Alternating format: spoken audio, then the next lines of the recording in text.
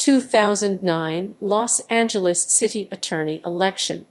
The 2009 Los Angeles City Attorney election was held on March 3, 2009, to replace then Los Angeles City Attorney Rocky Delgadillo, who was unable to run since he had reached his term limit.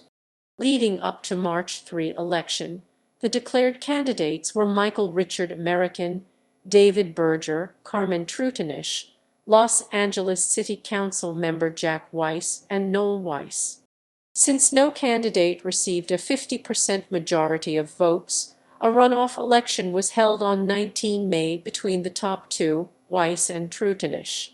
Trutanich won the runoff election with 55.7% of the votes to become the Los Angeles City Attorney.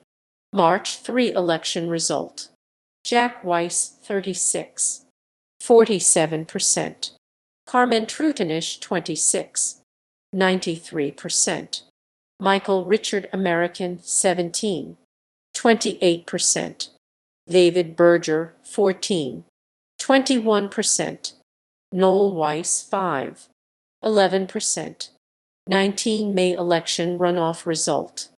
Carmen Trutanich, 131,777 votes, 55.7%.